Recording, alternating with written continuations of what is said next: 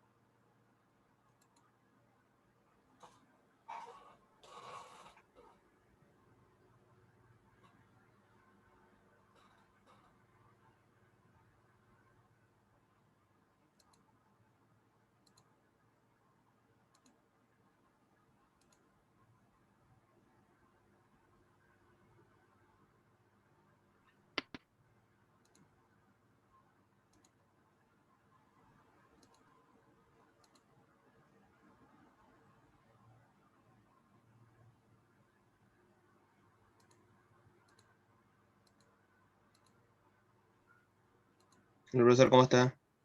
Hola, ¿qué tal? Buenos días. Estamos esperando unos Bien. 5 minutos para que todos sus colegas lleguen, porque tengo entendido que estaban en una clase anterior. Sí, el profesor se alargó un poco, pero ya estamos todos entrando. Ya, entonces vamos a esperar unos momentos, ¿ya? Gracias. Profesor, por mientras, tengo una consulta sobre los horarios Sí, de clase. por... Es que nosotros tenemos puesto que a las 9:40 empieza esta clase, pero usted lo tiene a las 9:30 o algo así.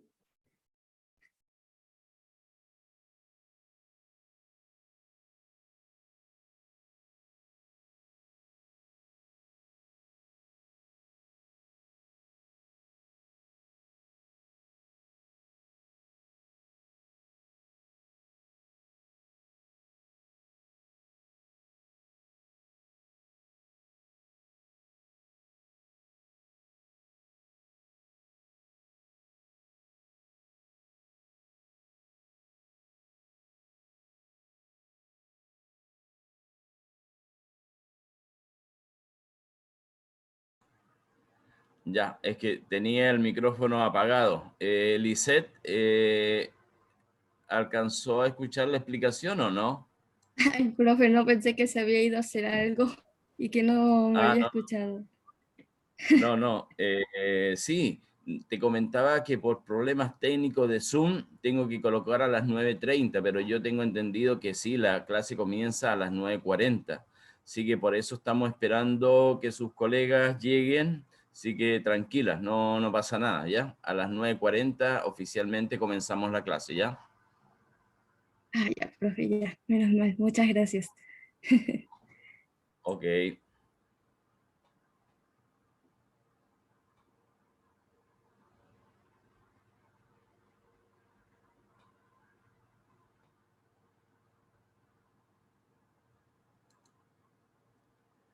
Ya, acá parece que llegó el último chico, el Branco, y tengo 33 participantes. Bueno, sí, y Joaquín. Todavía nos quedan 2 minutos para comenzar, así que tranquilos. Si gustan, pueden ir a tomarse un café por el momento.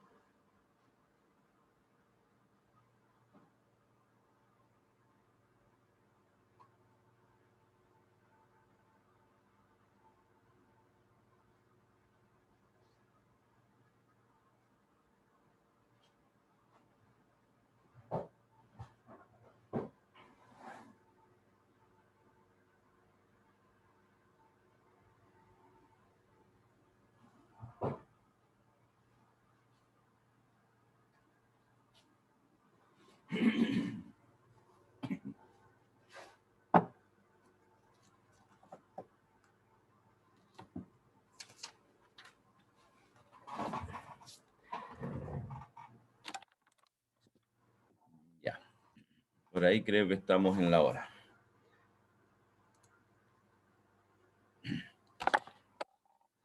Bien, jóvenes, buenos días a todos y a todas. Nati Hidalgo, ahí Buenos días. recién llegó. Ya. Espero que hayan estado bien durante este tiempo. Entonces, vamos a comenzar nuestra clase, nuestra segunda clase, me parece, con respecto a los contenidos de histología.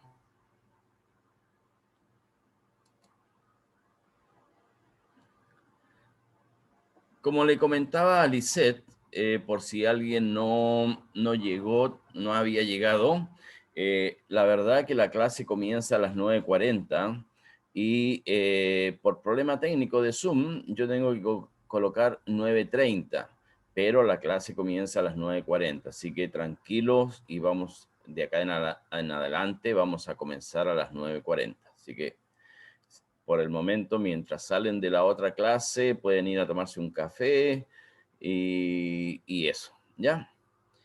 Bien. No sé si hay algunas consultas, preguntas con respecto al programa y a lo poco y nada que pasamos de los contenidos en la clase pasada. O si alguien tiene alguna duda.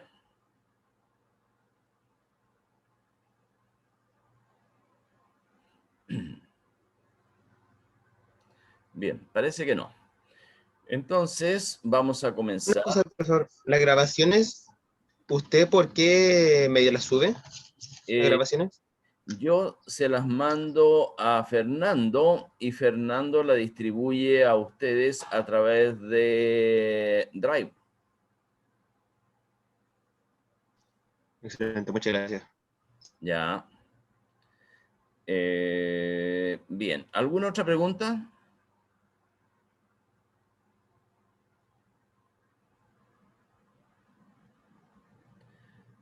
Bien, entonces vamos a comenzar. Yo les comentaba de que el estudio de los tejidos, de lo que conlleva la histología, se centra en principalmente lo que es la célula, ¿no es cierto?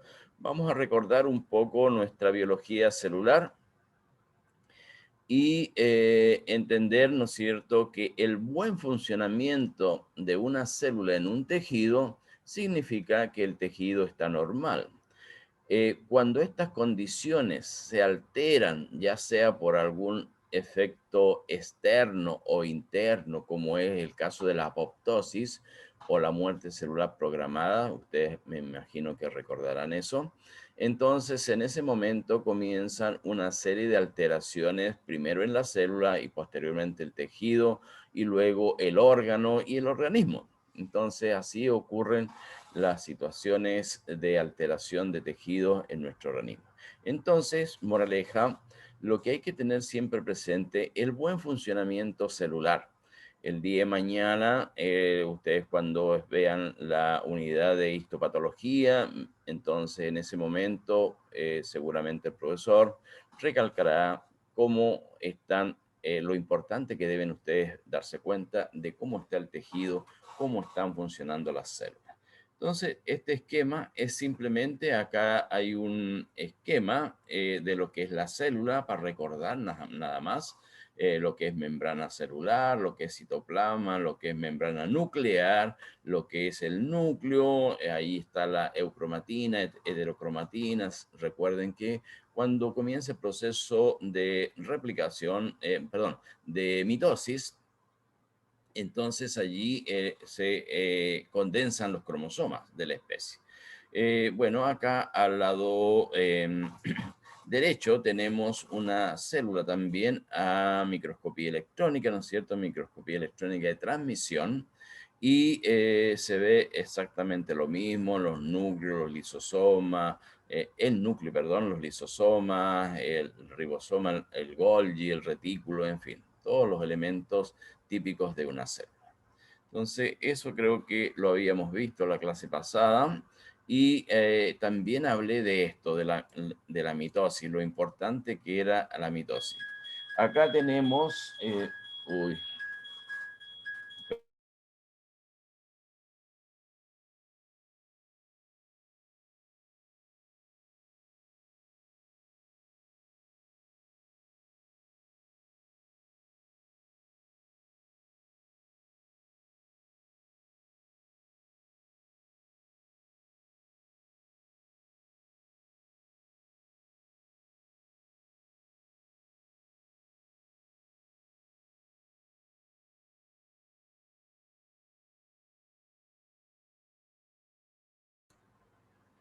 ya.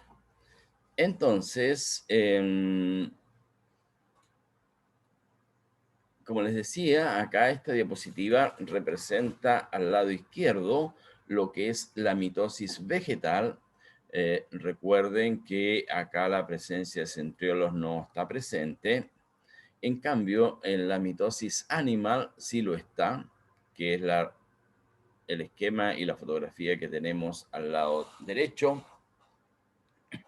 Y en la parte inferior hay una mitosis anormal. Recuerden que cuando la metafase está, uno de los estados de la mitosis, ¿no es cierto?, es la metafase. Y eso significa que los cromosomas se alinean en la placa ecuatorial. En este caso, acá está en la célula en estado mitótico, pero presenta una anormalidad en el sentido que los cromosomas están alineados en ambos sentidos, en forma longitudinal y transversal. Entonces, esas son las condiciones que ustedes deben darse cuenta cuando existe una proliferación en el tejido que están observando, siempre y cuando, ¿no es cierto?, estén determinando si corresponde a una normalidad o a una patología, ¿ya? Entonces, eso es lo que quiero dar a entender con esta diapositiva, que simplemente es un proceso biológico que ustedes ya deben conocer, que es la mitosis. Pero todo parte de esta estructura, de lo que es la célula, ¿ya? Bien. No sé si hay alguna pregunta o algún alcance que quieran hacer.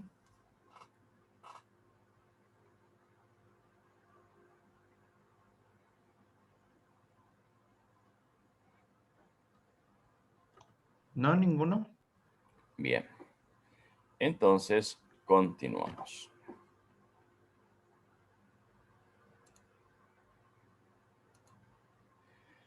Bien.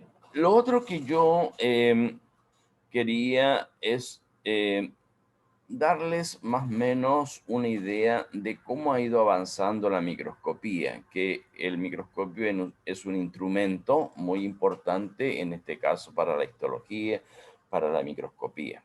Entonces, como ya lo vimos en nuestros remediales, ¿no es cierto? Algunos sabían manejar bastante bien el microscopio, pero otros como que faltaba un poquitito. Pero en el fondo, todos lograron el objetivo, que era ver las muestras histológicas. Entonces, acá hay una pequeña definición. Dice que el microscopio es un instrumento óptico que permite la observación detallada de la estructura imperceptible a los humanos. Eso es cierto, lo que nosotros no podemos ver, ¿no es cierto?, en aquellas muestras histológicas que están realizadas mediante el proceso de, ¿cómo se llama?, de las técnicas histológicas. No podemos ver, por ejemplo, acá yo les puedo decir de que acá tengo un hígado, pero no puedo ver los hepatocitos. Bárbara del Río, ya. Entonces, la única forma de verlos es a través de un microscopio, de un instrumento que permita observar esos lobulillos y posteriormente los hepatocitos. Entonces, esa es la idea del microscopio. Bueno, pionero de la microscopía. Acá, este individuo, lo que es Kepler, es un astrónomo alemán. Como ustedes se preguntarán, ¿qué tiene que ver un astrónomo con la microscopía? Pero simplemente lo coloqué por el hecho que este señor perfeccionó la óptica, es decir, los lentes de los cuales están construidos la parte óptica, el ocular, los objetivos del microscopio, allí está construido por lentes. Entonces, la calidad de la óptica es sumamente importante para poder observar una muestra en perfectas condiciones. Entonces, ese es el aporte de este señor, de este investigador, de este astrónomo, con respecto a la microscopía. Después, seguramente también ustedes en sus colegios, su profesor de biología o profesor les habló de Hooke, ¿no es cierto?, que las primeras observaciones las realizó en el corcho, ¿no es cierto?, viendo las celdillas de esta estructura del corcho de las células vegetales, que eran en el fondo era lo que él observaba, eran las paredes celulares de la célula. Y él acuñó el nombre de célula. Entonces allí comienza a nombrarse en el 65, 1665, a lo que observaba el nombre de célula. Después, en el 1835, Schleiden y Schwann proponen la teoría celular, ¿no es cierto? Proponen, ¿no es cierto?, que una célula proviene de otra célula. Entonces, allí ya comienza a estudiarse bastante bien lo que es los distintos tipos de célula también. Acuérdense la vaina de Schwann, que es la vaina, ¿no es cierto?, que rodea a la prolongación neuronal. Después está en el 1876, Abbe utiliza el objetivo de inmersión. Seguramente su profesora o yo también me recuerdo que algo mencioné con respecto al objetivo de inmersión en los remediales, en el sentido de que había un objetivo en el microscopio que tiene un color blanco, una aureola blanca. Entonces, ese objetivo es de 100X y se utiliza con aceite de inmersión. Eso significa que entre la muestra, entre la preparación, el portaobjeto, donde está la muestra, donde ustedes están observando, y el objetivo que está sobre él, tiene que haber entre medio un medio acuoso que es el aceite de inmersión. Entonces, ese medio permite ver con mayor claridad y nitidez la célula que estamos observando. Entonces, a eso se le llama objetivo de inmersión. Entonces, ¿y qué significa eso? Que con esa condición podemos observar con mucha mejor claridad una célula o el tejido que estamos observando. Y también, lo más importante, da un mayor aumento al observado.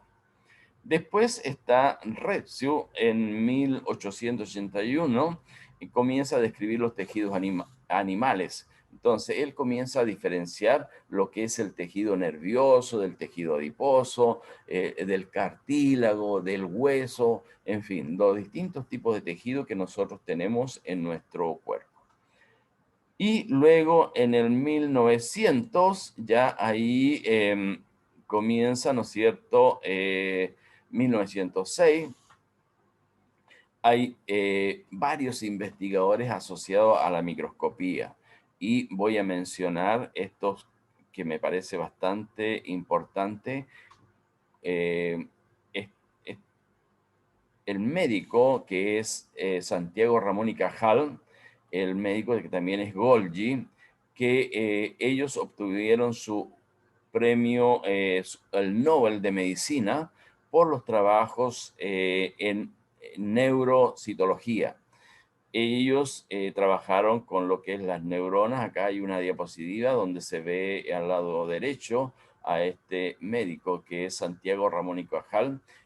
Los tratados de neuroanatomía hoy día son tan válidos, son un clásico, porque todos los estudiantes de medicina los leen, los ven, porque la descripción que hace este médico con respecto a sus estudios en la neuroanatomía son sumamente importantes y son valideros hasta hoy en día. Entonces, ambos investigadores, Santiago Ramón y Cajal, que es español, y Golgi, que me parece que es francés, ellos obtuvieron el Nobel de Medicina por sus trabajos en neuroanatomía. Después tenemos a Carl Zeiss, que este señor perfeccionó la óptica y hasta el día de hoy, ¿no es cierto?, todavía hay unos microscopios por allí, tanto electrónicos como microscopios ópticos, que llevan la marca de este señor, de este investigador, y son microscopios alemanes muy cotizados, muy buenos, que hasta el día de hoy se pueden adquirir, ¿ya? Entonces, eso es con respecto a lo que yo les quería comentar en relación a la microscopía, que es un instrumento que nos permite a nosotros en la histología ver con mayor detalle tanto las células como los tejidos. Bien, eso es, jóvenes. ¿Alguna pregunta?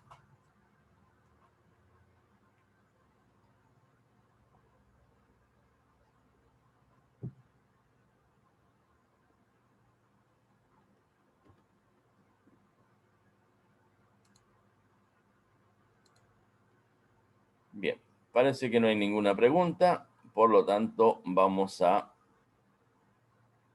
pasar a lo que es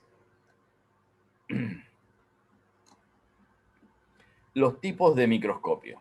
Acá tenemos, ¿no es cierto?, los tipos de microscopio.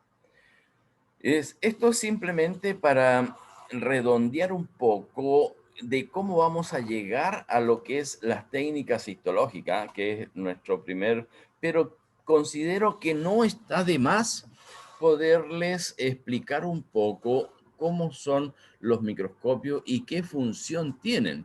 Porque si bien es cierto, el día de mañana aquel que se especialice en anatomía patológica tendrá que usar, ¿no es cierto?, estos instrumentos para poder observar los tejidos. Entonces, paso a describir el microscopio compuesto. Muchas veces los alumnos piensan porque tiene energía eléctrica, dicen que es un microscopio electrónico. No lo es un microscopio compuesto, ¿ya? Y lo digo esto porque lo he escuchado en los alumnos cuando recién ingresan a los primeros años de universidad. Entonces, aclaro que este es un microscopio compuesto y es el microscopio que nosotros utilizamos en nuestros laboratorios, ¿ya? Entonces, en la parte inferior basal, acá está la fuente de luz. Ustedes ven acá este instrumento, ¿no es cierto? Debajo de él está la ampolleta que permite emitir los rayos luminosos y que se dirigen a esta zona que es la platina, que es donde nosotros colocamos la muestra. Allí están las pinzas para poder colocar la muestra y esta estructura, este vástago que está acá, es la parte del carro vernier que permite desplazar la muestra hacia anterior y hacia posterior y hacia los lados, la izquierda y la derecha, según lo que nosotros queramos observar, ¿ya? Lo otro, esto donde está acá la marca, el Olympus X21, esta estructura se llama columna, la columna del microscopio. Al igual como nosotros tenemos nuestra columna, ¿no es cierto? Esto también tiene una columna. Y en la parte inferior, como ustedes ven acá, esta estructura de color negro, corresponde a los tornillos de focalización que tenemos en la parte interna al macrométrico, es decir, me permite hacer movimientos gruesos, rápidos de la platina, y en la parte externa, por fuera, está el micrométrico. Eso significa que permite hacer movimientos más finos y poder enfocar con mayor claridad la muestra que estamos observando. Entonces, y luego, como les mencionaba acá, en esta estructura que se llama revólver, están los objetivos. Los objetivos, hay en un microscopio común y corriente, hay 4 objetivos. Uno que es de 4X, que ven acá un color rojo en la parte inferior del objetivo, 4X, que es el aumento de ese objetivo, 10X, 40X y 100X. Acá está el objetivo de inmersión que les mencionaba recientemente. ¿Ven? Tiene un anillo que rodea de color blanco. El de 40X es azul, el de 10X es amarillo y el de 4X es rojo. Entonces, estos son los objetivos. Bien. Y acá en la parte superior están los oculares. El microscopio puede ser biocular o monoocular, es decir, tener un solo ocular o 2 oculares. Por lo tanto, en este caso, los microscopios que nosotros tenemos en nuestro laboratorio es biocular. Entonces, nosotros podemos observar tranquilamente con los 2 ojos. Y eso es importante también porque muchas veces el observar al microscopio produce un dolor de cabeza tremendo, pero es simplemente porque nosotros no sabemos graduar bien la óptica, el aumento del microscopio y alinear los oculares de acuerdo a nuestra visión. ¿Por qué? Porque no todos tenemos los ojos en el mismo lugar, algunos más a los lados, otros más centrados. Entonces, la ventaja del microscopio biocular es que permite centrar nuestros ojos, alinearlos mejor, esa es la palabra correcta, alinearnos a nuestra vista y de tal forma que yo pueda ver una sola circunferencia, un solo campo al observar al microscopio. Porque cuando observo 2, 3 allí, es ahí donde comienzan, ¿no es cierto?, los dolores de cabeza. Entonces, la óptica de los oculares es de 10x. Normalmente en los microscopios es de 10x. Hay algunos microscopios, he visto, que tienen 15 y 20x de aumento, ¿ya? Pero eso es más que nada para investigación. Pero lo normal, lo que utilizamos nosotros en docencia, tienen 10x. Entonces, cuando yo multiplico el aumento de los oculares por el aumento de los objetivos, obtengo el poder de aumento. Por lo tanto, 10 por 4 son 40. Mi poder de aumento es de 40x. Así sucesivamente es 10x, 400x y 1000x, que es con el objetivo de inmersión, ¿ya? Entonces, ese es el poder de aumento. Acá en la parte de los oculares también hay otra ventaja con respecto a la óptica, que es bastante interesante conocerla y yo creo que el profesor de biología celular le debe haber explicado qué es las dioptrías.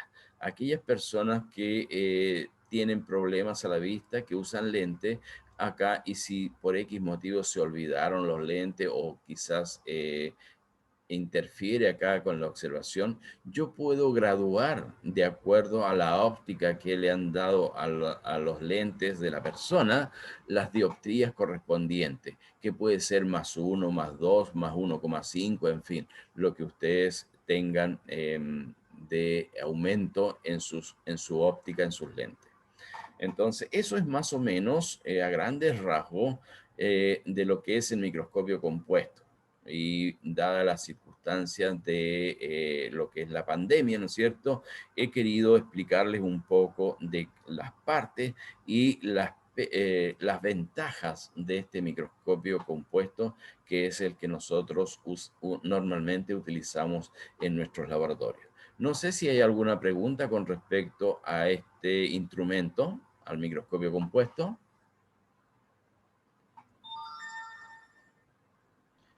Yo tengo una consulta con respecto al control de las dioptrías del microscopio. Ya, Y quería saber si también sirve para los aumentos negativos. bueno, Por ejemplo, para las personas con miopía. exacto, sí. Yo acá en las dioptrías, ¿no es cierto? Hay uno de los objetivos, uno de los oculares, perdón, es fijo. Entonces, lo que primero se hace es uno de los ojos, graduarlo a esa distancia y en ese momento tú observas bastante bien la muestra. Bien. Pero el otro ocular es removible, o sea, es graduable. Por lo tanto, con el otro, tu otro ojo, que puede que tenga una patología o así indistintamente, ¿no es cierto? Yo esa óptica la puedo graduar con las dioptrías que tiene el ocular. Entonces, cuando yo, de acuerdo al movimiento que he realizado, veo una circunferencia en el cual los tejidos los veo con claridad, con una buena observación, eso significa que en ese momento yo tengo el aumento correcto y que correspondería a mi óptica, ¿no es cierto?, para poder seguir viendo. Esto contribuye, como les decía, también a disminuir los dolores de cabeza, porque la verdad de las cosas, cuando uno pasa 2, 3, 4 horas en el microscopio, sí que nos afecta el dolor de cabeza, ¿ya? Eso es máximo, no sé si te aclaro. Sí, profesor, muchas gracias. Ok. ¿Alguna otra pregunta?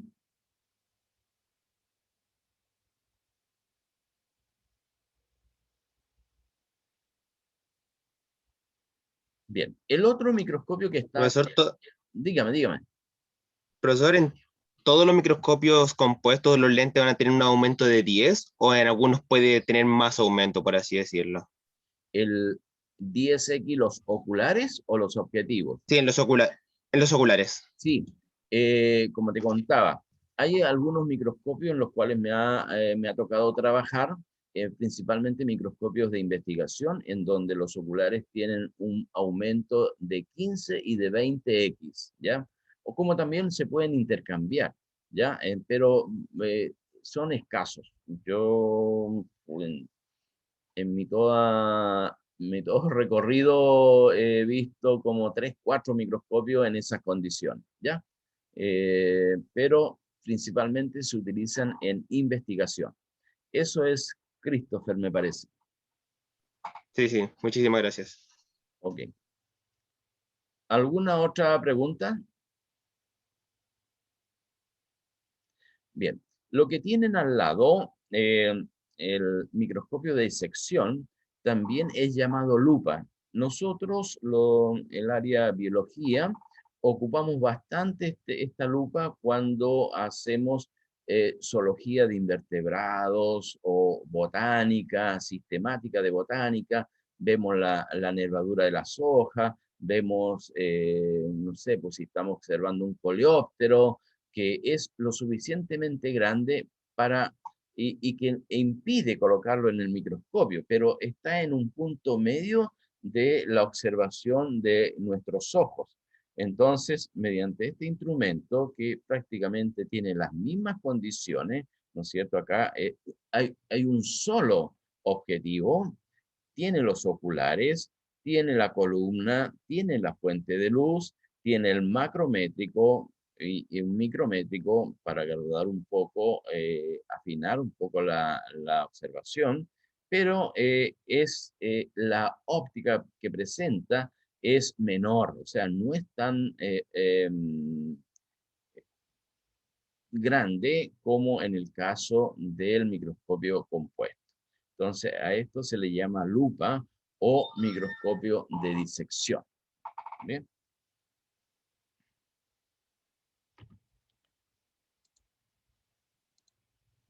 Bien, hay otros microscopios, hay otros que son bastante ya más complejos, que es como el que se muestra acá, un microscopio de contraste de fase, y también al mismo tiempo es un microscopio invertido. ¿Cuál es el concepto de invertido? Es que los objetivos están debajo de la platina. Si ustedes se dan cuenta, acá está la fuente de luz, al contrario de lo que observábamos en nuestro microscopio compuesto, ¿no es cierto? En que la fuente de luz está debajo. En cambio, en este microscopio de contraste de fase e invertido, la fuente de luz está en la parte superior. Como también acá en esta estructura que ustedes ven, podemos colocar distintos tipos de filtro para que pase la luz. Incluso podemos colocar filtros para transformarlo en un microscopio de luz polarizada. Entonces, allí colocamos los filtros correspondientes y la muestra sigue colocándose acá en la platina. La platina igual puede desplazarse tanto a la izquierda como a la derecha, ¿no es cierto? Hacia arriba, hacia abajo, en fin. Y, y los oculares están acá. Entonces yo puedo ver fácilmente lo que tengo sobre la platina. Acá están los tornillos micrométricos y macrométricos. En esta otra posición yo puedo colocarle una cámara fotográfica, en fin. Ahora, ¿cuál es la utilidad de este microscopio? Principalmente se utiliza cuando se hace cultivo celular. Las placas para el cultivo celular, acá tengo algunas, por ejemplo, se las voy a mostrar. A ver.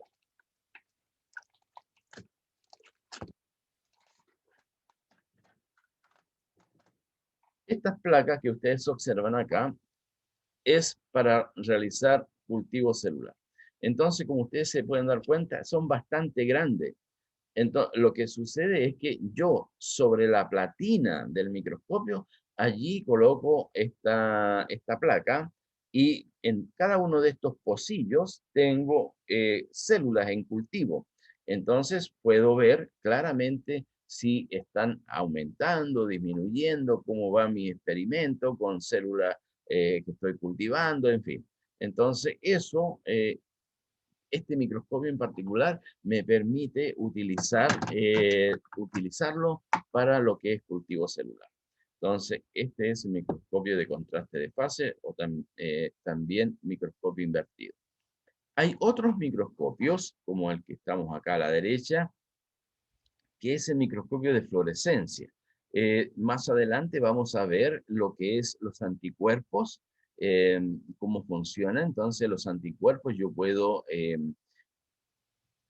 colocarle algún fluorocromo, que puede ser DAPI, rodamina o FICSE, de tal forma que cuando yo observo al microscopio, tiene también todos los mismos instrumentos, oculares, objetivo, platina, micrométrico, macrométrico, pero lo que tiene acá atrás es una fuente de luz que es una ampolleta de tungsteno.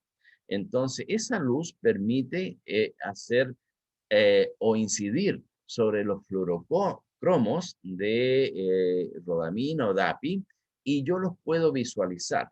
Como ustedes ven acá en la pantalla del computador, acá hay células y se ven de un color rojo, verde o celeste. Vamos a volver a ver una diapositiva más adelante para tener esto más claro.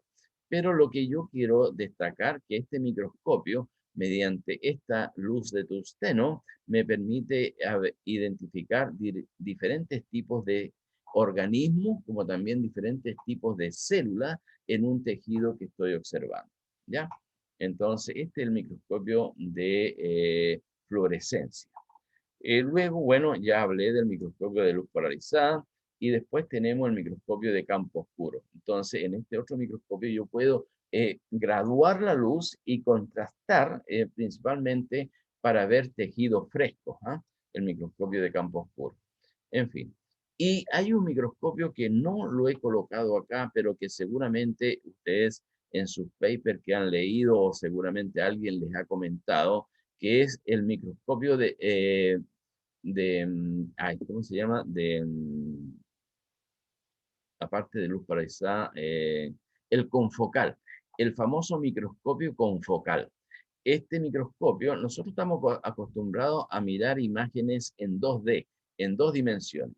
La ventaja del confocal es que permite ver una célula en 3D, en 3 dimensiones. Entonces, lo que hace este microscopio es ir haciendo cortes de lo que se está observando y luego, mediante un programa de computación, muestra la figura de la célula en 3 dimensiones. Entonces le da un volumen. Este microscopio de confocal es espectacular para la investigación, es espectacular. Y hoy día casi todos los laboratorios lo tienen y no sé si acá en el hospital en anatomía patológica tendrán uno. Por lo menos me parece que no. Pero eso es con respecto a estos 2 microscopios que tenemos, que les presento y que es bueno que ustedes sepan que existen. No sé, ¿hay alguna pregunta, alguna consulta?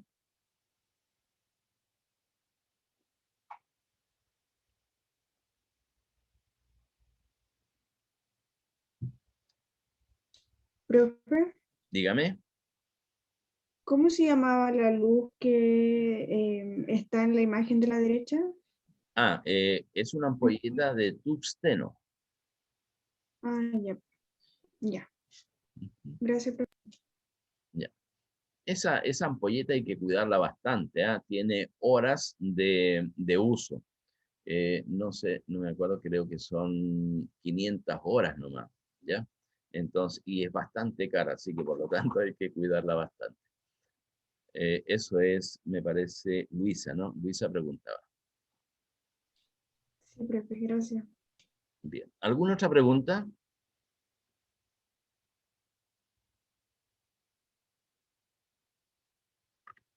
Bien. Y llegamos al top de lo que es la observación microscópica. Los microscopios electrónicos. Dos tipos de microscopía electrónica. El microscopio de transmisión, que es este que está acá, y el microscopio de barrido, electrónico de barrido. Entonces, como ustedes pueden ver, son instrumentos bastante grandes. Incluso se necesita una pieza entera, un laboratorio entero, para colocar ambos microscopios, o uno y uno, por supuesto.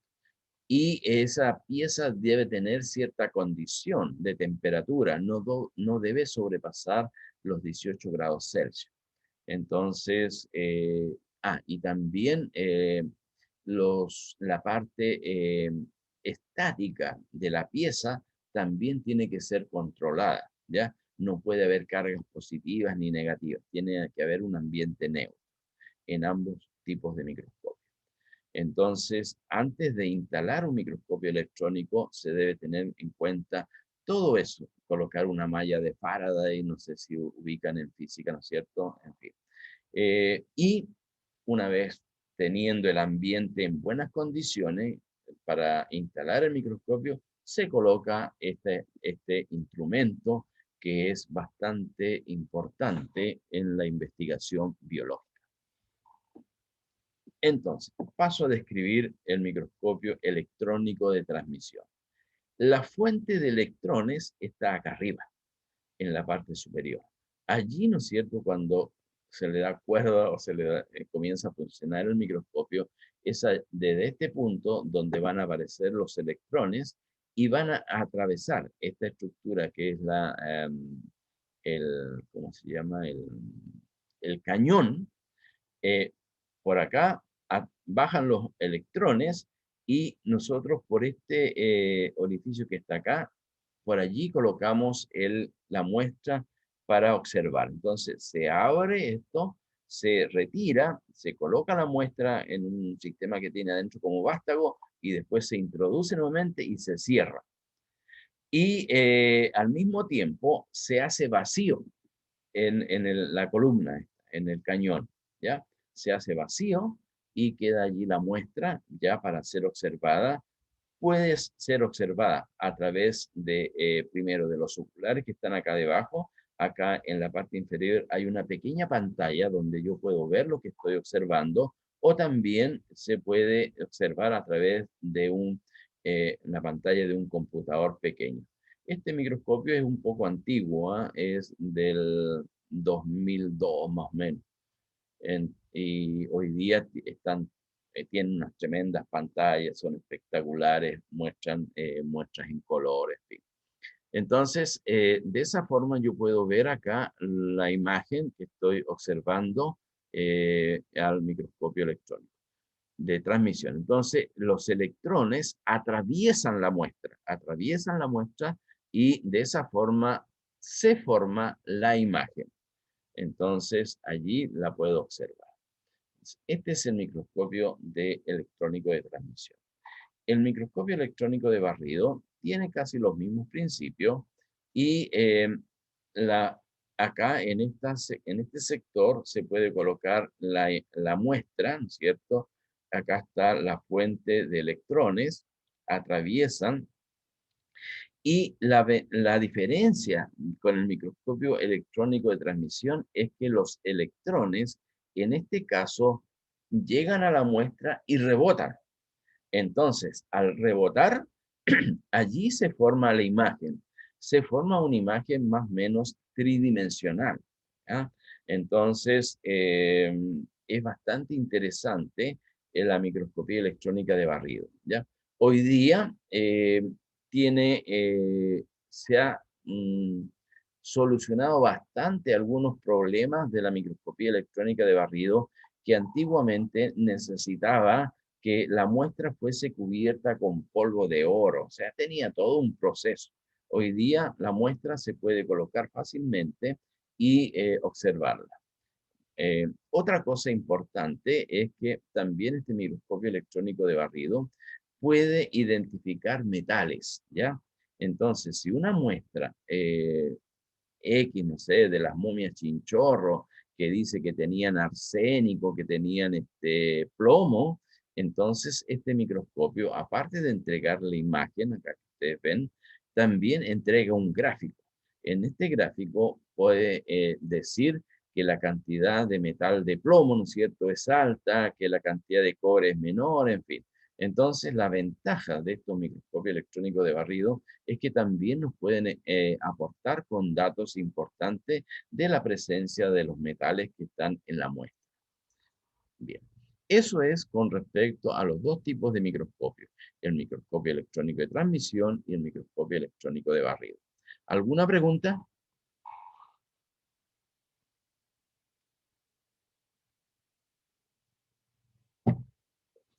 ¿En qué tipo de investigaciones se ocupan más estos tipos de microscopios?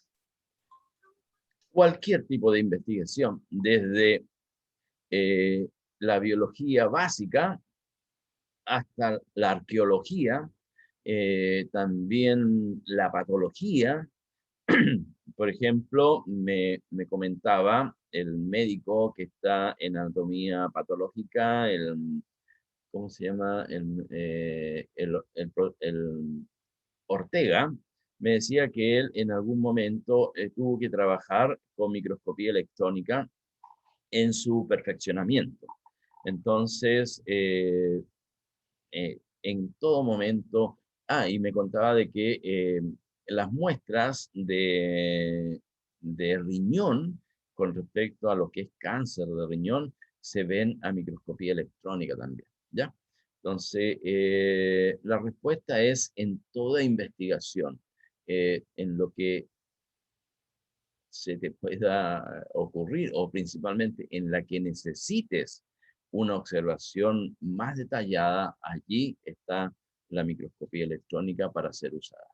Y siempre y cuando tengamos el aparato, porque te diré que este no es un aparato, no es un instrumento barato y su mantención también es bastante alta, ¿ya?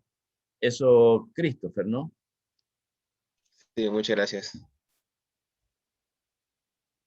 Bien. ¿Alguna otra pregunta?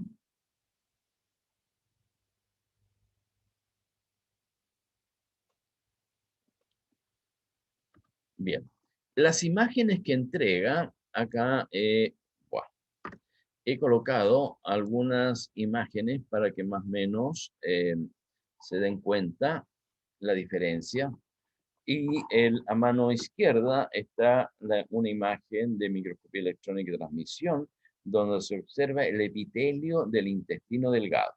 Entonces, lo que ustedes ven acá es el núcleo basal de estas células cilíndricas en la superficie, la famosa chapa estriada, y al centro está la célula caliciforme.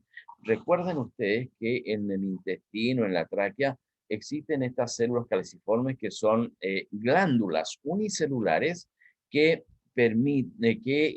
lubrican la superficie del epitelio. Entonces, allí vemos con claridad el núcleo de esta célula. Vemos la estructura del Golgi, que es la que produce estas vesículas de glucoproteína, y la acumulación de estas vesículas en la parte apical del citoplasma. Entonces, acá está la célula caliciforme. Y como ustedes ven, es semejante a un cáliz, y por eso que su nombre es así. Luego está al otro lado, siguen las células cilíndricas de este epitelio. En la parte BM acá es la membrana basal. Acá está la membrana basal, que es el lugar donde se adosan todos los epitelios, ¿ya? Entonces eso lo vamos a ver más adelante también en nuestras clases. La membrana basal, que es sumamente importante. Allí una serie de estructuras, ¿no es cierto? Proteínas de adhesión celular, en fin. Y acá a mano derecha está lo que es la microscopía electrónica de barrido, en donde está el núcleo. Ustedes lo que les comentaba que inmediatamente vemos un volumen. Por ejemplo, el núcleo se ve bastante más voluminoso. Estas estructuras que ustedes ven acá corresponden a las mitocondrias de la célula, como también acá lo que es retículo, en fin, parte del Golgi. Entonces, esa es la diferencia entre la microscopía electrónica de transmisión y la microscopía electrónica de barrido. Bien, no sé si hay alguna pregunta.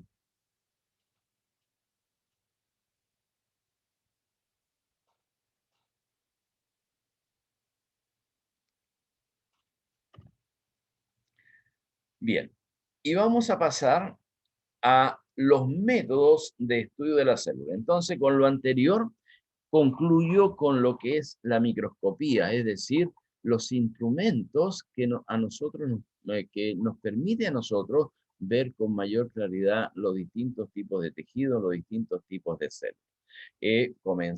Comencé desde lo más básico de lo que nosotros usamos en nuestro laboratorio hasta al top de la observación microscópica, que son los microscopios electrónicos, ¿ya? Entonces, dejo de lado la microscopía y no sé si alguien tiene alguna pregunta, perdón, antes de comenzar con los métodos de estudio de la célula.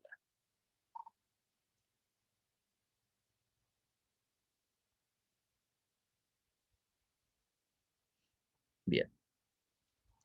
Entonces, comenzamos con el examen inmediato o al fresco.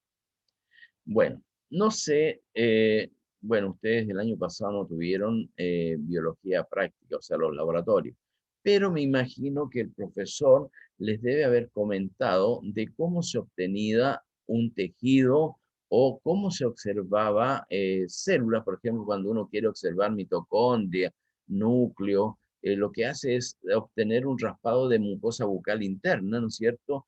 Colocarla en el portaobjeto que está acá, limpio por supuesto, y luego agregarle una tinción básica que puede ser azul de metileno o verde jano, y después colocarle el cubreobjeto para poder observar esa célula. ¿Qué puedo observar yo? Puedo observar con claridad el límite celular, puedo observar el núcleo, por diferencia puedo observar el citoplasma, puedo observar unos puntitos verdes o azules que están en el citoplasma, que corresponden a las mitocondrias, en fin. Entonces, o también puedo observar, como coloqué acá, una araña, ¿no es cierto? Una araña de rincón, y la puedo aplastar, ¿no es cierto? Y ver con mayor claridad sus prolongaciones, sus patas, cómo tiene sus pelillos, en fin.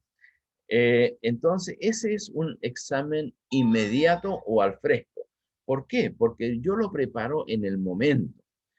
Allí se agrega la muestra, ¿no es cierto? Acá está el proceso, acá en la diapositiva de cómo se hace, se agrega la muestra, se agrega la tinción, después se coloca el cubreobjeto, se eliminan las burbujas que puedan existir y se va a observar al microscopio.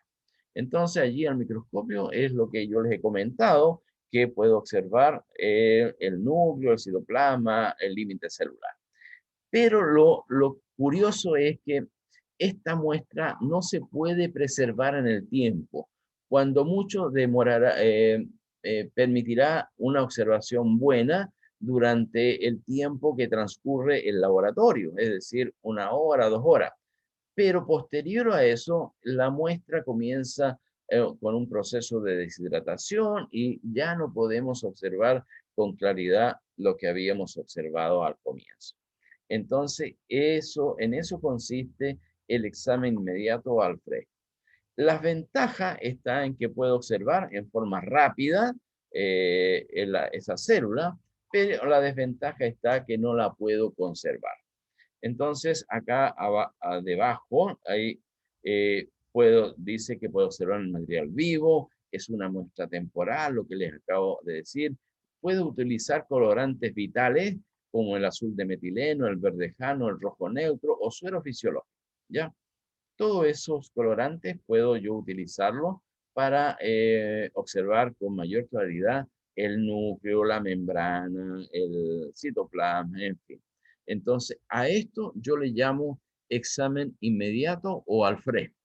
Y es posiblemente lo que ustedes en su momento, en su liceo, puede que lo hayan hecho también. Entonces, es simplemente recordar con esta explicación lo que ustedes en algún momento hicieron en su liceo. No sé si está claro esto o necesita alguna otra explicación.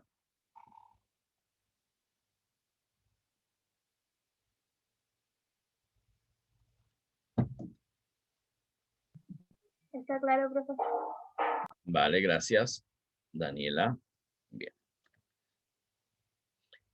Con respecto al otro tipo de examen, que es el mediato, como dice acá, Eh, Perdón, acá en el siguiente dice.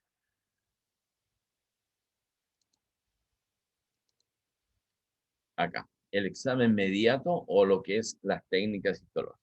Pero previo a eso, tengo que tener presente algunos conceptos o conocimientos básicos de la biología celular, que también seguramente en su laboratorio se los dijo el profesor, es simplemente para recordarlo y tenerlo presente, ¿ya? Es que, por ejemplo, si yo tengo una célula que es retirada del tejido vivo, en este caso, por ejemplo, yo retiro un pedazo de piel eh, que quiero observar al microscopio, inmediatamente al retirar ese pedazo de piel, deja de recibir los nutrientes, deja de recibir sangre, entonces lo importante es que ese tejido que voy a observar tenga las condiciones, cuando esté observándolo, tenga las condiciones muy parecidas o casi igual a como estaba en vida. Pero ustedes recuerdan de que dentro de una célula hay una serie de enzimas. Entonces las proteasas, las lipasas, recuerden eso, de los lisosomas. Entonces, lo que sucede es que cuando yo retiro ese tejido del resto del órgano que estaba vivo, comienza todo un proceso de destrucción. Y primero es la autodestrucción. Entonces comienzan a reventarse los lisosomas en el interior de la célula y comienza lo que les digo, una autodestrucción y lo que es conocido como lisis celular o autolisis. Entonces, la célula comienza a destruirse desde el interior por sí misma. Eso es lo primero. Lo otro que también influye en el deterioro de esa célula es los elementos externos, vale decir las enzimas, los hongos, las bacterias que están alrededor. Y ese proceso se llama putrefacción. Entonces, por eso, ¿no es cierto?, que cuando el Instituto Médico Legal le da un tiempo para aquellas personas que pasan al otro lado, ¿no es cierto?, para que sean sepultadas, porque si no, comienza la putrefacción, ¿no es cierto?, a los 2 días, 3 días ya el olor es bastante insoportable. Entonces, hay que tener presente estos dos conceptos con respecto a lo que es la célula que es retirada del organismo o del órgano que está en vivo. Entonces comienzan estos dos procesos. También hay que tener presente el tipo de tejido. Por ejemplo, el tejido muscular se deteriora mucho más rápido que el tejido óseo, por ejemplo. El tejido óseo tiene un tiempo mayor de lisis o de putrefacción. Pero si nosotros queremos ver en forma perfecta lo que sucede en el hueso cuando está vivo, lo que debemos hacer es lo más pronto posible producir la fijación, es decir, hacer que ese tejido sea fijado por un elemento químico que permita que esas células queden lo más parecido a como estaban en vida. Entonces, por eso que les traigo estos dos conceptos para que lo tengan claro. ¿Alguna pregunta?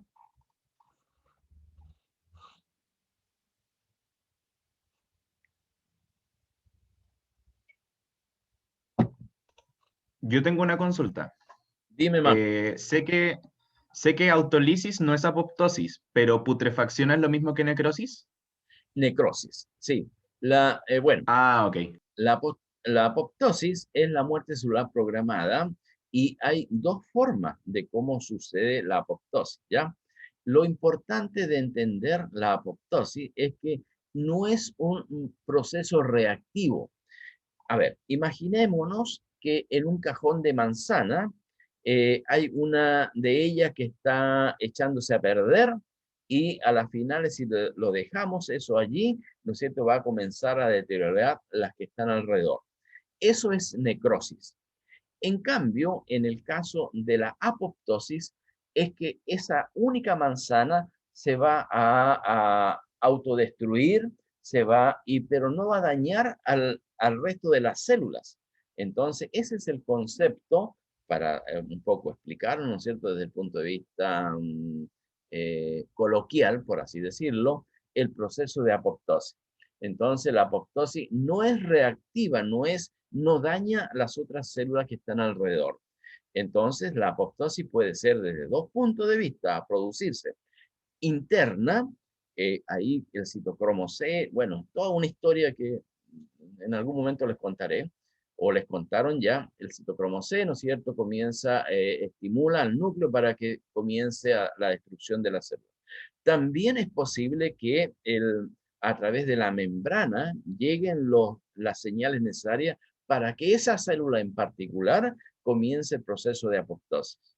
Hoy día eso es súper interesante porque hoy día piensan que una de las formas de cómo frenar el cáncer es a través del proceso apoptótico externo, porque de alguna forma yo puedo estimular a esa célula que está en malas condiciones para que inicie un proceso de apoptosis y ella sola desaparezca. Y por supuesto desaparece el cáncer. Entonces, es diferente el proceso de apoptosis al proceso de necrosis. Necrosis estaría más asociado a lo que es putrefacción. Eso es Máximo, no sé si te queda claro. Sí, profe, me quedó claro. Muchas gracias. Ok. Oiga, parece que los únicos que están en clase, el Máximo, el Christopher, porque son los únicos que preguntan, ¿ah? No sé qué pasa con los demás.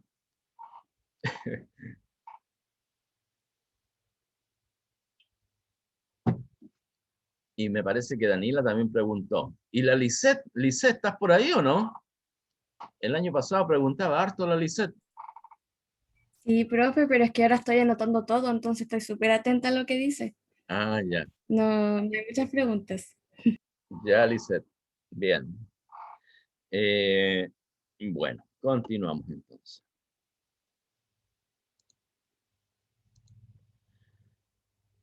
Entonces, como les decía, el examen inmediato, en el fondo, son las técnicas histológicas. Y es lo que yo les quiero contar y es el mismo proceso que ocurre en anatomía patológica, seguramente más de algún familiar o han escuchado de las biopsias, ¿no es cierto? Cuando hay un problema, el médico encuentra que un tejido está mal o está funcionando mal, entonces dice, ¿sabe qué? Paciente, le vamos a sacar una biopsia y lo vamos a enviar a la unidad de anatomía patológica para que lo vea. Entonces ahí se hace una pequeña operación, incisión, especialmente a veces cuando hay lunares, estos granulomas que son medio extraños, entonces se sacan y se coloca en formalina, que es el fijador más común que se utiliza, y se manda a la unidad de anatomía patológica. Entonces ahí tanto el médico como los tecnólogos médicos que son expertos en citología hacen el análisis de ese tejido. Y lo primero que se hace, como les decía, es la fijación. La fijación, en este caso, lo que se utiliza normalmente es la formalina. La formalina allí permite que ese tejido, ¿no es cierto?, quede lo más parecido a como estaba en vida. Allí hay un tiempo importante, generalmente unas 7, 8 horas, que permanece el tejido, y después se saca y se prosigue, se continúa con el proceso de estas técnicas histológicas. Entonces, normalmente ese tejido que se coloca en formalina, lo importante también acá es tener en cuenta que el volumen de formalina sea lo suficiente como para que ese tejido quede bien embebido al interior. ¿Ah? Por ejemplo, si tengo un pichintún de formalina y apenas está la muestra sumergida allí, no funciona. Tiene que ser una gran cantidad de líquido de formalina para que eso, la fijación actúe por todos lados. Entonces, como la formalina tiene una cantidad de agua, lo que se debe hacer es sacar el agua de ese tejido. A ver, imaginemos que un lunar problemático, ¿no es cierto?, que estaba en la persona y se sacó y se quiere llevar a la unidad de anatomía patológica. Entonces, ese lunar, por supuesto, en la célula también tiene agua. El fijador también tiene agua. Entonces, lo que se quiere es retirar la cantidad de agua que sí tiene ese tejido.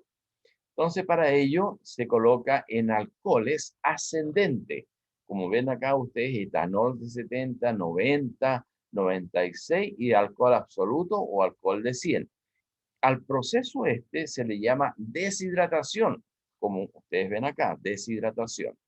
Luego colocamos en un medio aclarante ese tejido, que puede ser silol, citrosol, toluol, en fin.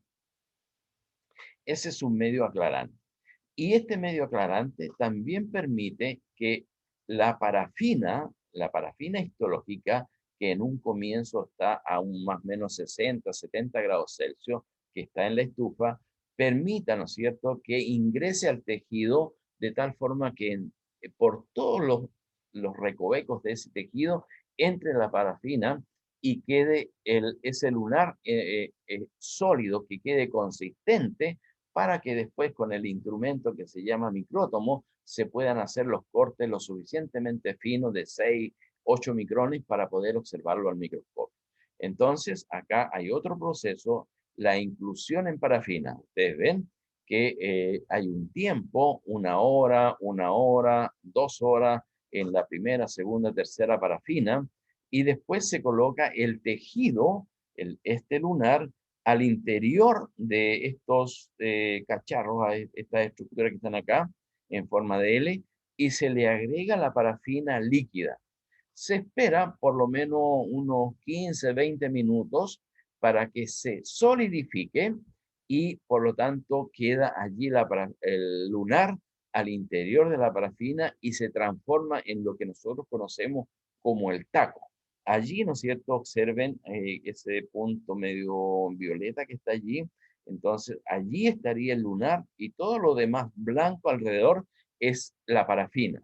Entonces, y es lo que nosotros llamamos el taco. Este es el taco.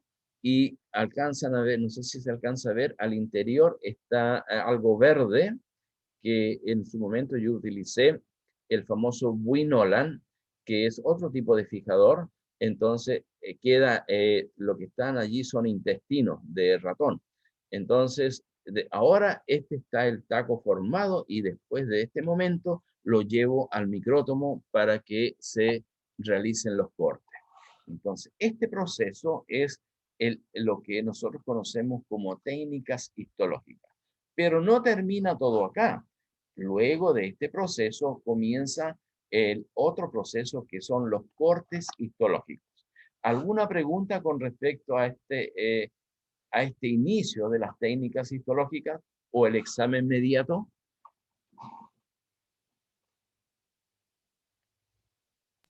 Profesor, ¿cuál es el instrumento que se ocupa para realizar los cortes? El micrótomo, lo vamos a ver enseguida. Micrótomo. Ok, gracias. Ya.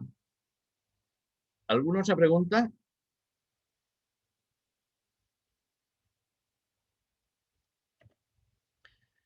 Bien.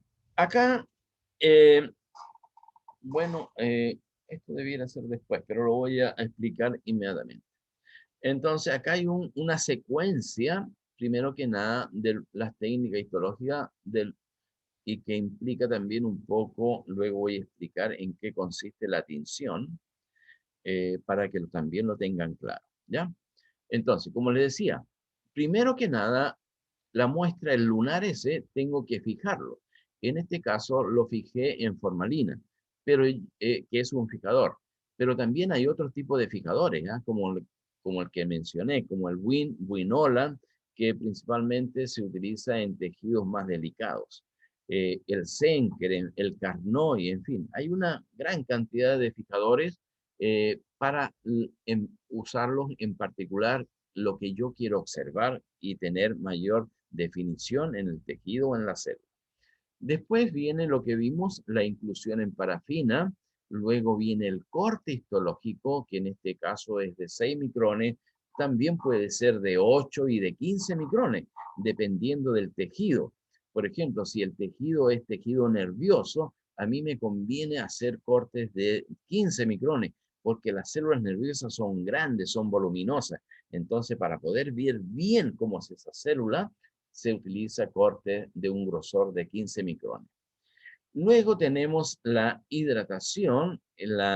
Recuerden que acá había un proceso de deshidratación. Estoy sacando agua. En cambio acá, para llegar a la tinción, que es un colorante que tiene agua, tiene que haber un proceso de hidratación, es decir, agregar agua. ¿Ya? Entonces, ¿en qué consiste la tinción de hematocilina eosina? Es la tinción más común que nosotros tenemos en nuestras muestras que vemos, ¿no es cierto? Casi todas las muestras están teñidas con hematocilina eosina. Entonces, allí tenemos que tener claro dos conceptos. En el núcleo, ¿cuál es el material biológico que está en los núcleos de las células? ¿Alguien me puede decir eso?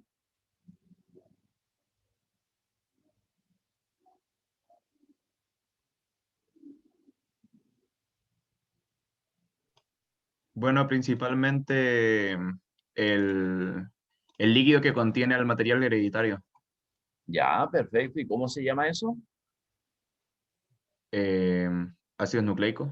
Exactamente. El concepto, mire, quedémonos allí el concepto de ácido, o DNA, o de ADN, como usted quiera, pero es un ácido en los núcleos. Entonces, nosotros vemos que la hematocilina tiñe los núcleos de un color violeta, como se ve acá en la figura, ¿ya? En estas células que están al lado izquierdo.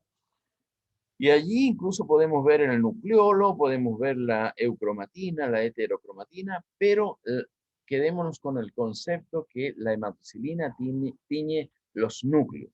Y como bien dijo Máximo, es un ácido desoxirribonucleico, ácido.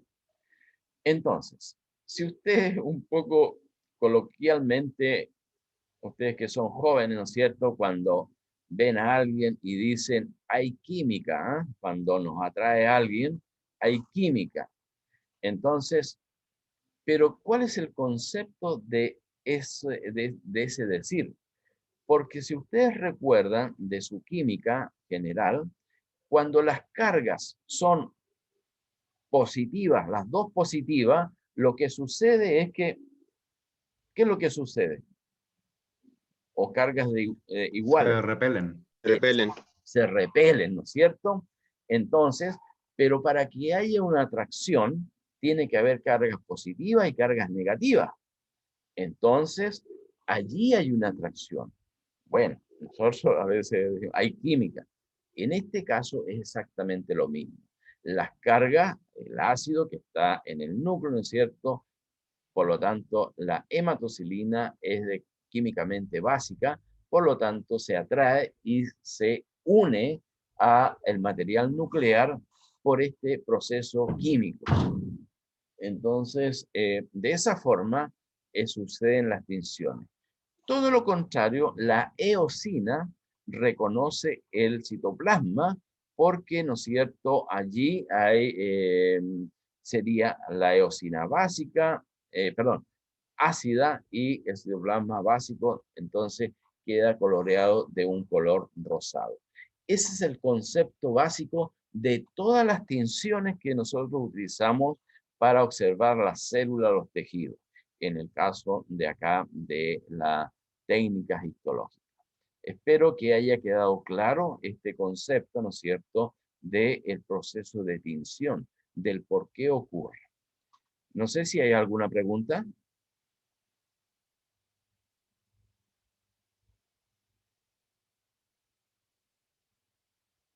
Bien, entonces, después de la tinción, que hay otros tipos de tinciones que después los voy a mencionar acá cuando vea esto. Después sucede la deshidratación, el montaje con un medio lo suficientemente transparente para poder observar, y después llego a la observación al microscopio, ¿ya? Y decir, ¿no es cierto?, si este lunar es patológico, hay que sacar un cáncer dérmico, en fin. Entonces allí el anatomopatólogo dirá la última palabra con respecto a ese lunar. Bien. Entonces, acá en estas otras diapositivas, en la parte inferior, acá está ya, le comenté algo con respecto a la afinidad de la tinción de hematocilina eosina, ¿no es cierto?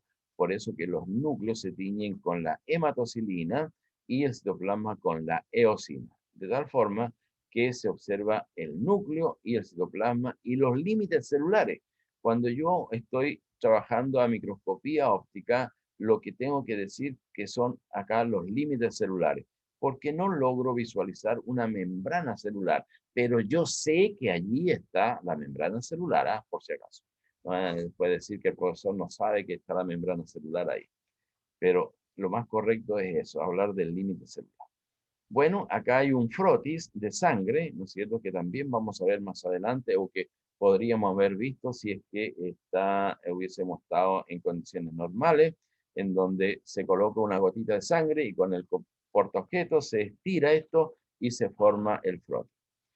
Bueno, cuando estoy observando un tejido normal, sin tinción, sin nada, observo esto, una serie de células transparentes que no logro identificar cuál es el epitelio, cuál es la célula adiposa, cuál es el vaso sanguíneo, cuál es el nervio, en fin. No logro identificar mientras no le haya hecho una tinción. Entonces, como les decía, la tinción más corriente es la de hematocilina eosina y la que tiñe los núcleos y que tiñe el citoplasma. Entonces, al aplicar esa tinción, yo puedo identificar los distintos tipos de células que están formando este tejido. Pero, cuando aplico una tinción específica para determinada célula o para determinada estructura dentro del tejido, yo hablo de histoquímica, es decir, que hay un colorante específico que se une con aquella parte de la célula o con el producto de la célula. ¿Bien?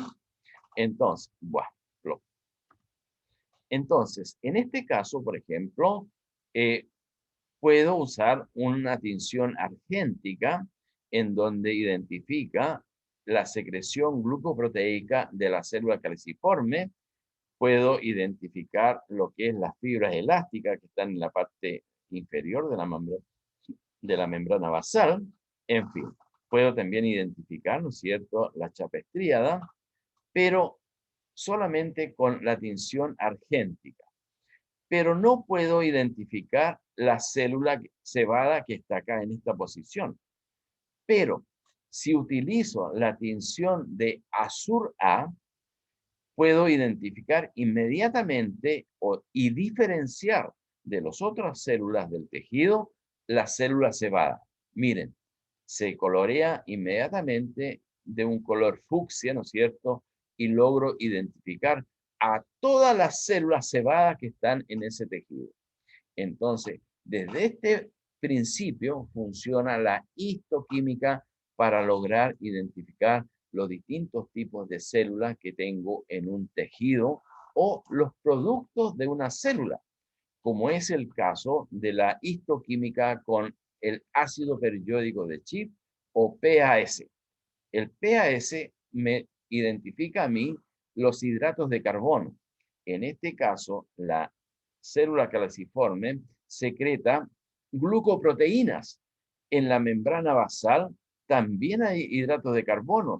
En las células cebada, también en el citoplasma hay algunos hidratos de carbono. En fin, entonces, lo que identificará esta tinción de PAS es todas aquellas zonas, todas aquellas partes de la célula en donde hay hidratos de carbono.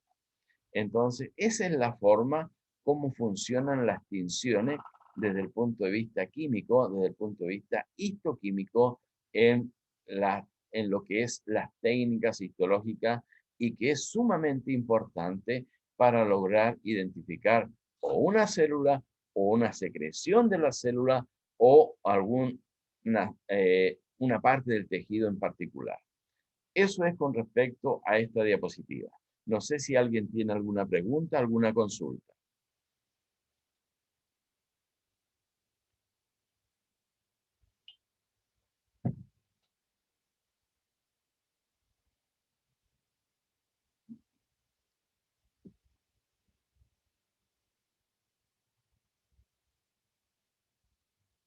Profesor, entonces la histoquímica, como ya se sabe exactamente qué tinción va a teñir qué parte de la célula específicamente, ¿no? Sí, señor. Así es. Ya. Así es. Ujú.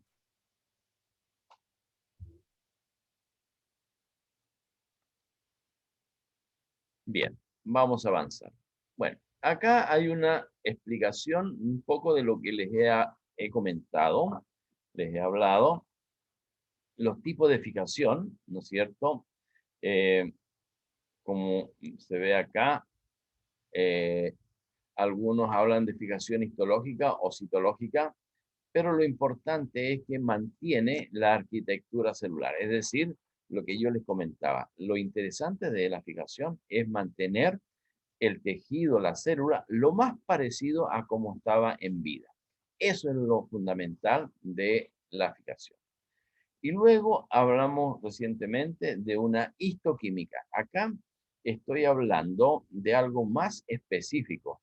Por ejemplo, si yo quiero identificar una proteína dentro de una célula, yo tengo que utilizar un fijador que me preserve la histoquímica, es decir, que me conserve la parte molecular de la célula, ¿ya? Y para eso tengo que tener bastante más cuidado. En ese caso, hay varios tipos de fijadores específicos, como ser el alcohol etílico. Por ejemplo, si quisiéramos, por ejemplo, fijar y preservar el tejido adiposo, sería bien absurdo fijar ese tejido adiposo con alcohol etílico, porque me va a disolver la grasa, ¿no es cierto? O la acetona. Pero sí puedo usar otro tipo de fijador, como lo es el Senker, ¿ya? O el Carnoy. Y de acuerdo a eso, hay fijadores simples. Por ejemplo, los fijadores simples es el dicromato de potasio, la formalina, que ya hemos hablado, o formaldehído, y también el glutaraldehído y el tetróxido de osmio. Estos dos fijadores en particular se usan en microscopía electrónica. Son fijadores que penetran la célula muy lentamente, pero hacen una fijación perfecta, es decir, lo mejor de cómo estaba la célula en vida, lo hacen estos tipos fijadores, estos tipos de fijadores. Ya el glutaraldehído y el tetróxido de osmio son los que se usan principalmente en microscopía electrónica. Bueno, y las mezclas fijadores. Acá está el WIN, el Winolan. Les comentaba de que este tipo de fijador se usa para tejidos delicados, por ejemplo, principalmente para tejidos embrionarios. El Senker, cuando quiero identificar las mitocondrias. El Carnoy, cuando quiero identificar con claridad la eucromatina, la heterocromatina en los núcleos, utilizo el Carnoy, ¿ya? Acá hay una muestra, ¿no es cierto?, de cómo acá está el material nervioso, que es el cerebelo, ¿no es cierto? Acá están en las células de Purkinje o piriforme, acá está la zona granulosa, acá está la zona molecular, en fin. Esto es lo que nosotros más adelante vamos a volver sobre ello y vamos a aprender con respecto a lo que es el tejido nervioso o cerebelo. Acá tenemos los glóbulos rojos, ¿no es cierto? Esto es sangre, allí hay un linfocito, en fin. Después, más adelante, vamos a aprender a conocer la diferencia entre un linfocito y un neutrófilo, en fin. Y los glóbulos rojos. Entonces, todo eso nosotros lo vamos a ver más adelante en nuestro curso. Pero simplemente la idea es que estos fijadores, estas mezclas fijadoras, permitan que esas células queden lo más parecido a como estaban en vida.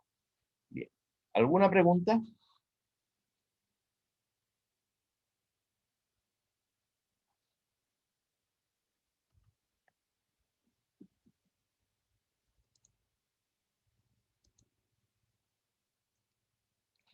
Bueno, y acá entonces característica de la fijación, como ya habíamos hablado, es bloquear la lisis celular, impedir la putrefacción o la acción bacteriana, no provocar retracción o anomalías arquitectónicas. Acá hay que tener cuidado, jóvenes. Bueno, esto no lo van a hacer ustedes, lo va a hacer un técnico o el tecnólogo, pero sí es importante que lo tengan presente porque cuando uno observa una muestra y observa que hay retracción en los tejidos, significa que en el procedimiento algo estuvo mal. Entonces es importante que ustedes también sepan del por qué una muestra se está observando mal. Por ejemplo, cuando uno prepara mal o el técnico prepara mal el reactivo de fijación, en donde las concentraciones de los líquidos son diferentes, o le echó más ácido pícrico, o le sacó alcohol, en fin, lo que ustedes quieran, entonces es allí donde ocurren estas anomalías arquitectónicas del tejido. Entonces, por eso hay que tener cuidado, hacer bastante bien los fijadores para que actúen en forma correcta. Otra cosa que deben hacer los fijadores es favorecer la inclusión, el corte histológico, la coloración del material biológico. Es decir, yo tengo que tener presente qué es lo que quiero, cómo voy a colorear esa célula para que el fijador actúe en forma correcta. ¿Ya? Luego tenemos la deshidratación y el aclaramiento. La deshidratación, ya les comenté, son con alcoholes ascendentes, 70, 80, 95, absoluto. Entonces, allí estamos deshidratando, es decir, sacando agua del tejido. Lo que es un solvente orgánico es el aclaramiento de la muestra de ese lunar que sacamos, ¿no es cierto? Y que puede utilizarse silol, colol o citrosol. Es un medio orgánico que es de bastante cuidado. Hoy día se sabe que estos componentes producen cáncer, así que hay que manejarlos con guantes, con doble guante, ojalá, para poder manejar estos compuestos. Y luego también facilitar, ¿no es cierto?, la penetración de la parafina al interior de ese lunar para que después el corte sea lo más perfecto posible. Entonces, estas son las características que debe tener, ¿no es cierto?, ese fijador, y después lo que es la deshidratación y aclaramiento de esa muestra, o en este caso, que hemos tomado como ejemplo, un lunar. ¿Alguna pregunta? ¿Consulta? Profe, Dígame. ¿para qué era el solvente orgánico que lo nombró en la diapo anterior? Es para facilitar el ingreso de la parafina al interior del tejido y eso hacer que el tejido se coloque lo más duro posible para facilitar el corte histológico. Ah, ya, profe. Ya. Gracias. ¿Ya? ¿Algo más?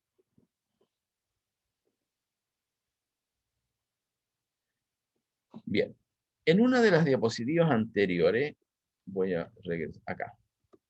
Acá hay, como ustedes se pueden dar cuenta, hay un tiempo que demora esto. Por ejemplo, acá en el etanol de 70 hay 1 hora, otra hora, en fin, 1, 2, 3, 4 horas, 5, 6 horas, 7, 8, 9, en fin, hay fácilmente unas 15 horas. ¿Quién llegó? A Fernanda. Fernanda, ya. Hay un tiempo que uno demora en preparar este tejido. Incluso pueden ser 2, 3 días a veces, dependiendo de la condición, para procesar este tejido. Entonces, ¿se imaginan ustedes que en la unidad de anatomía patológica se demore 3, 4 días en la respuesta de una biopsia? Entonces, Para eso se utiliza este instrumento que se llama Citadel. Entonces, acá están todos los líquidos que he mencionado, los alcoholes, los siloles y las parafinas. Entonces, lo que se hace acá en estos aparatos es graduar el tiempo que necesita la muestra en cada uno de estos líquidos. Y si ustedes ven acá, hay un recipiente con bastante orificios.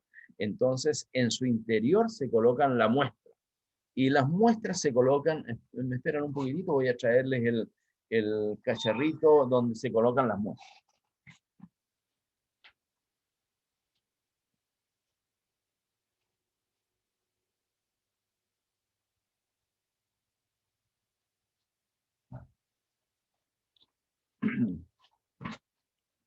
Ya. Entonces, imagínense que el lunar se coloca acá adentro, en esta muestra, en este cacharro. Y luego se tapa. Acá hay una tapita, ¿no es cierto? Y se cierra. Entonces, ahí se ve. Este aparato con el lunar adentro se coloca dentro de este recipiente con bastante orificio. ¿Por qué? Porque pasa el líquido al interior, ¿no es cierto? El alcohol, el silol, en fin. Entonces lo que sucede es que cuando yo programo este instrumento, cada una hora, ¡pum!, se levantará, avanzará al otro líquido, bajará nuevamente, pasa una hora, sucede lo mismo, se levanta y nuevamente continúa. ¿Quién llegó? Brian Flores. Ya. Entonces, de esa forma sucede en anatomía patológica. Y también, imagínense la cantidad de biopsias que se deben hacer en esta unidad. Entonces, no sé, pues diariamente serán 100, 200, y es necesario que haya un instrumento que cumpla esta función. Entonces, ese instrumento se llama Citadel, ¿ya? Y es lo que ustedes observan acá. Uno muy parecido a este está en la unidad de anatomía patológica y que es importante para procesar los tejidos. Bueno, si hubiésemos ido, podríamos haberlo visto, pero bueno. Ojalá antes de terminar el curso termine esta cosa de la pandemia y podamos desplazarnos hacia la unidad de anatomía patológica para que lo puedan ver. Y todo el proceso que allí se realiza. ¿Alguna pregunta? Profesor, tengo una pregunta en cuanto a cuándo se tiene que dar la coloración en sí a la muestra. ¿Eso se tiene que hacer después de que está cortado o se mete toda la muestra completa antes de cortar para la coloración? No. Después que se realiza el corte y el montaje de la muestra en el portaobjeto, recién viene el proceso de coloración. ¿Ya? Excelente. Eso, muchas gracias. Ya. Bien, jóvenes, yo creo que voy a explicar esta diapositiva y vamos a quedar hasta acá porque tengo clase con sus colegas de primer año. Es la primera clase de embrio, entonces explico esta diapositiva y quedamos acá.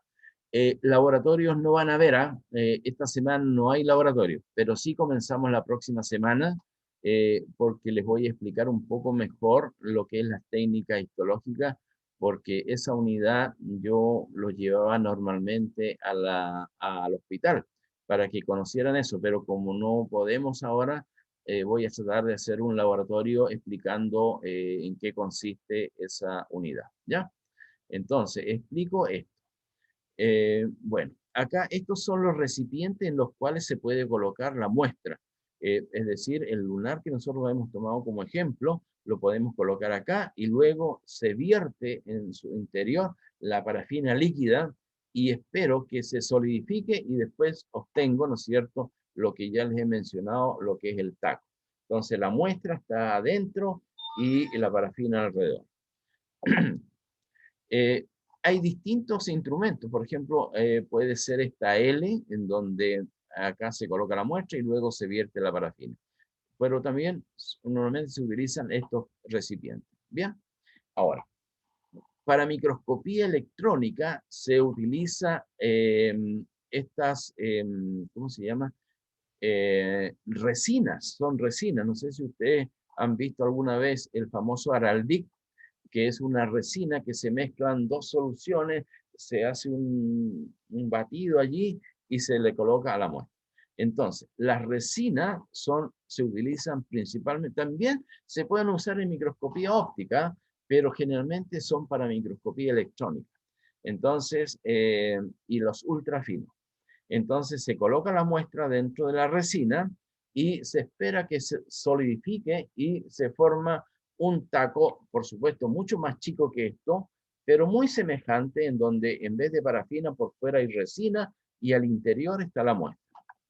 Ahora, como son cortes muy finos y muy pequeños, tanto para los semifinos como también para microscopía electrónica, lo que se utiliza para hacer el corte de esa muestra son los ultramicrótomos, este instrumento que está acá. Como es muy chiquitita la muestra, se coloca allí. Acá, miren, tenemos oculares, en el fondo este es una lupa para poder observar lo que estoy cortando. Entonces, mediante una cuchilla de diamante que se coloca acá, entonces allí se hacen los cortes histológicos para tanto para los ultrafinos como también para la microscopía electrónica. ¿Ya? Entonces, estas son cómo se produce la inclusión en parafina para la microscopía normal, como también para la microscopía electrónica y para los ultrafinos, si es que vamos a observar a microscopía óptica. Entonces, eso es con respecto a la inclusión histológica, ya sea en parafina o en resina.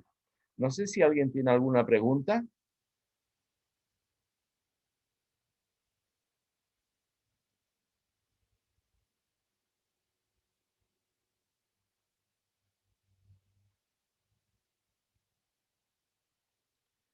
Nada. Bien. Entonces, jóvenes, si no hay ninguna pregunta, vamos a quedar hasta acá. Y recuerden, les acabo de comentar de que por esta semana no tenemos laboratorio. Vamos a tenerlo la próxima semana y vamos a ver lo que hubiésemos visto en la unidad de anatomía patológica. ¿Ya? Voy a estructurar un laboratorio. Ronald Ordóñez, recién llegó Ronald. Vamos a estructurar un laboratorio en base a la unidad de anatomía patológica. Entonces, quedamos hasta acá. No sé si por última vez circula la palabra, si alguien tiene alguna pregunta para verlo. Adelante, jóvenes, si alguien tiene alguna pregunta. Profe, Ya, dale su. solo para confirmar, era la hematocilina tenía el núcleo y la eosina el citoplasma, ¿verdad? ¿O al revés? No, está bien así, como acabas de mencionar. No, acá, Ah, ya me había confundido. ¿quién es? Gracias. ¿Daniela o no? Luisa. Liz, ya. Liz. Sí, así es correcto. Macarena Núñez llegó. Va. Ya. ¿Alguna otra pregunta? ¿Alguien por ahí quería preguntar algo? Parece que Máximo. Yo sí, los ultramicrótomos y los micrótomos tienen los objetivos, ¿cierto? ¿Con eso puedo decidir qué cosas cortar o me da todos los cortes sí o sí? No, el micrótomo, yo puedo decidir el tejido a cortar en el micrótomo y en el ultramicrótomo es lo mismo, pero para microscopía electrónica. Ah, ya, perfecto. Muchas gracias, profe. Ya. Luego en la otra clase vamos a ver los micrótomos y todo lo demás, ¿ya? En todo caso, me parece que ya esto yo lo subí a intranet y pueden ir dándole una mirada para que después puedan, si tienen alguna duda, pueden hacer las preguntas, ¿ya? Eso. ¿Alguna otra pregunta, jóvenes? Constanza García, recién viene apareciendo. Profe, yo tengo una duda. ¿El material para para el próximo laboratorio lo va a subir antes o después? Espero tenerlo antes y subirlo antes, ¿ya? Ah, ya. Ok, gracias. Ya. Profesor, en los micrótomos y ultramicrótomos, ¿eso hacen cortes como uno tras otro o hacen cortes como yo quiero cortar ahora y corta recién ahora? ¿O hace uno tras otro también? Sí, uno tras otro. Es una cinta que va apareciendo y yo allí puedo seleccionar el que está más correcto. Y ese es el que utilizo para colocarlo en la rejilla para microscopía electrónica. Sí. Ah, ya, excelente, muchas gracias. Ese era. ¿Algo más? Por última vez, circula la palabra. Si no, quedamos hasta acá y nos veremos algún día en algún lugar. Eso es, jóvenes, que estén bien, cuídense y nos vemos la próxima semana. Chao, chao. Chao, profe. Profe. Chao, profe. Chao, profe, nos vemos. Gracias. Chao, profe. Chao, profe. Chao, profe. Gracias, profe.